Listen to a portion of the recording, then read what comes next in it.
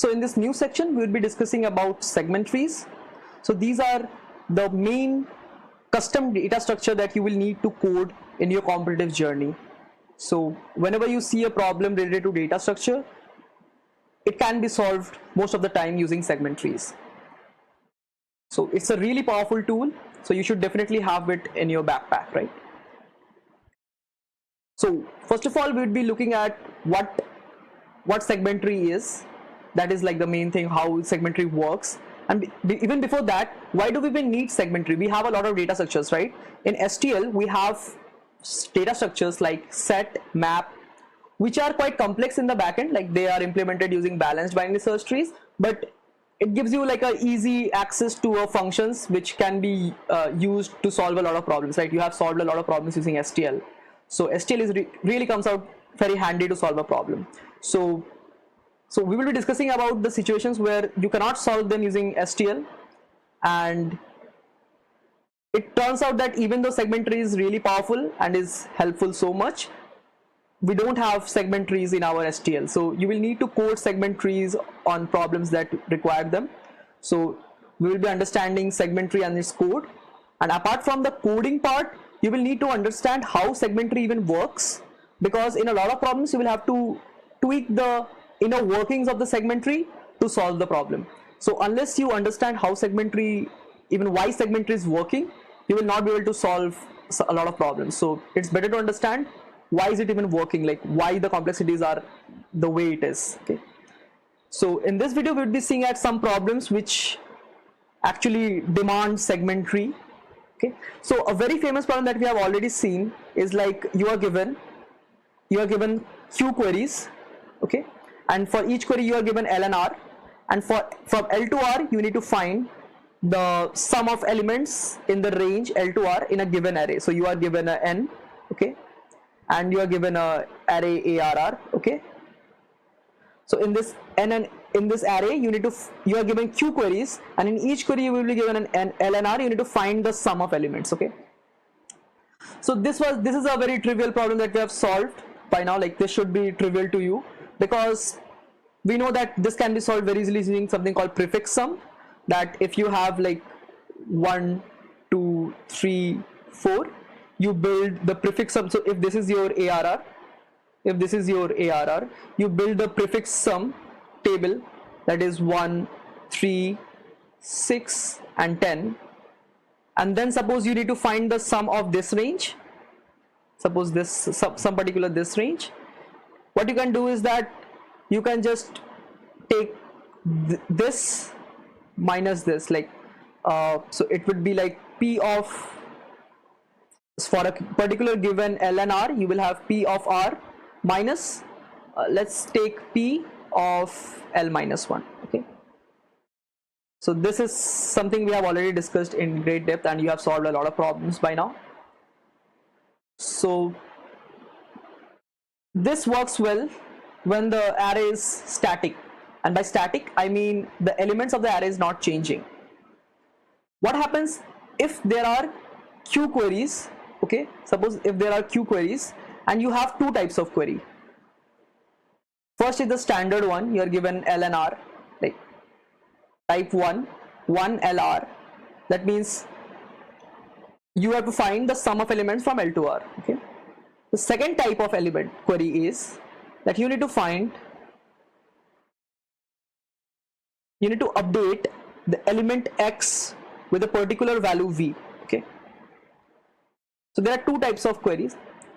So this second query kind of works like this. If you are given 2 and then 1, so in this array, let's suppose we are 1 indexed. So for discussion purposes we are 1 indexed, but when solving we solve things in 0 index. Okay, so 2 to 1 would be something like you have to update the second position with the value 1. So this second position now transforms to value 1. Okay, so these two types of query can come intermixed, like so you can have like alternate queries, so 1 2 1 2 so on. So if a element change, if a particular element over here changes, so if 2 changes to 1, this prefix sum changes, right? This becomes 2. Not only this, all these values also changes, right? So if you update a particular element in the array, your prefix table will change for all the further queries. So you need to like update order n number of elements. Like it might happen that you change the first element itself, and you might need to update everything in the prefix table. So you might need to change order n elements every query. So earlier we were able to solve it in order 1 per query, but now with this changes happening every time, for every this type of query you will take order n, right? And for every type of this query, so once you change something, you also build the prefix table, so your prefix table is updated. So this will take you order 1, but again that is no good, right? Because a lot of elements can change. Like you can have q number of, all the queries are suppose of this kind, so you will have a complexity of order q into n, right? So that won't help you solve the problem. So in these cases, when you have like a update thing in the query part as well as finding some number, these generally can't be solved having static arrays in places, right? Because things are changing a lot and you cannot maintain them. So in this case, you won't be able to solve it using prefix sums or any of the known techniques. You will have to use some kind of range data structure. So segment tree is one of them. So there are a lot of range data structures. So let me give you the names for a few of them. So there is something, so segment tree is there. There is another something called fenwick tree. Okay. So fenwick tree is a different kind of idea. Okay. So fenwick tree. Okay. So this is something that is a different kind of idea which builds on bits and their relation. But the thing is, every problem that I have seen till now that can be solved using fenwick tree can also be solved using segment trees. So segment tree is like the superset of these. But again, in a lot of problems, what we see is that fenwick tree comes out to be a bit of time saver. So it's like fenwick tree is smaller in code and it takes less time, but a lot of problems cannot be solved using fenwick tree. So segment tree is like the general technique, and it's better to learn one technique that can solve all problems, right? So there is fenwick tree. Then there is some other data structures, but we would be focusing on segment trees for now. Okay. So for this problem, we can solve this problem using segment trees. So we will look that in the next video. Before that, let's look into one more problem where, say, you cannot solve it using STL. Okay. So say you have a data structure. Okay. Say you have some kind of like a bag. Okay. Some kind of bag, and you need to process it in this way. So suppose you have a query, insert a particular X, okay, and then you can have remove, okay. So there is suppose there is a data structure that needs to insert element, remove element, and find the kth element, okay. So what does this mean? Sorry, this will take k as the parameter, right? So you need to insert some element into the data structure, remove some element from the data structure, and find the kth element in the data structure. Okay?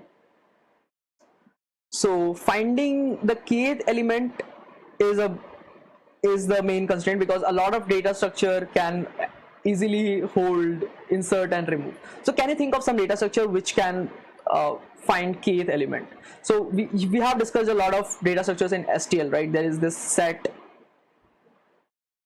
map, right, priority queue, a lot of things, right?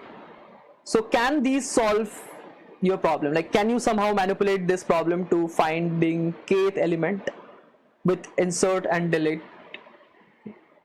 Think about this. It turns out no, you cannot. So none of the STL can actually help you with finding kth element in a time complexity which is faster than linear. Like obviously you can solve this in linear time, but finding the kth element in less than linear time is a task in itself. So set and map cannot find a kth element. Reason being that you cannot access the pointers in a dynamic fashion, right? Like in array, you can, if you have a iterator to say begin, you could do begin plus k, right? Like in array, that's possible. But in set and map, if you have a iterator it and you do it equal to it plus k, that would take order k time, because the iterator basically jumps throughout the list. Okay. So you cannot find the kth element in map and set. So it turns out the segment tree is one go-to solution to this. There is another data structure called something called policy-based data structure, which exists, which can solve this, like, which is like a bit of extended C++ library which can solve this problem.